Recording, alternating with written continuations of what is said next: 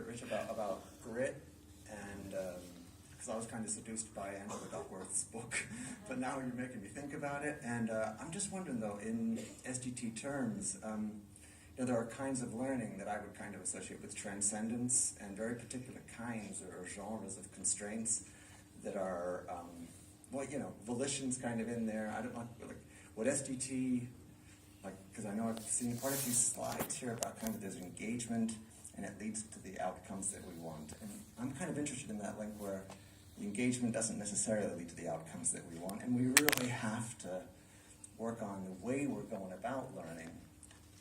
Also kind of maybe unlearning ways that we've learned to learn, if that makes any sense, in order to do better. In other words, and I'm just thinking, that grit is sometimes, I've always seen it as kind of a positive thing, but is there a way that SDT is another construct that's kind of more in, I don't know, I guess you could say it's coherent with SDT values? Well, so if we just go back to grit for a minute, Stephen, it's made up of two components. One is the thing we've known all along in the big five as conscientiousness. So it contains an element. And the other is this perseverance against adversity. So this is where I come down to, first of all, why do we have to persevere against adversity? We should call into question the adversity.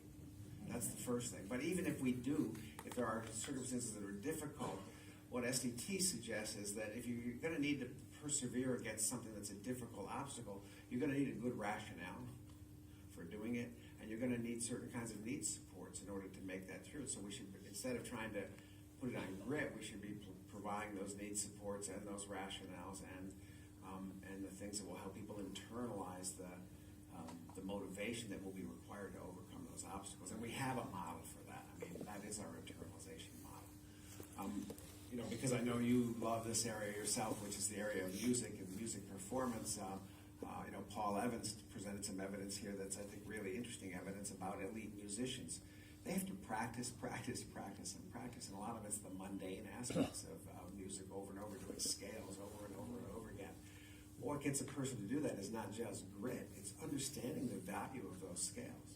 Yes. And it's also inventing music like etudes that allow you to do scales with a little bit of fun in them. In other words, help people find ways to do that that's actually going to be both beneficial and has a little intrinsic motivation into it. That's part of what I think curriculum design is about. So I think, again, I just want to get back to, let's not think about grit, let's think about better design of our curriculum and better socialization into the things that people need to do to persevere. And I think also with respect to the issue of grit, but also self-control, in some ways I think the measurement itself is often conflated with the outcome. And so perseverance is one aspect of grit, and then they predict with grit that children are persevering. So I'm not surprised. And then a lot of attention is given to the notion of grit, but in fact the findings are tautological. So. Well, they're not only tautological. I don't know if you've seen the recent findings on this, but they also don't work. So grit interventions in schools, the recent meta-analysis show they don't work. And the same is true, by the way, with some of the new meta-analysis on mindset. These things are not effective, at least as we know. But they came out with heavy sound bites. And one of the reasons I want to suggest that grit came out with such a popular set of sound bites is it really appeals to politicians, because they would rather blame poor children for the performance in school than blame schools for not providing what poor children need. And so,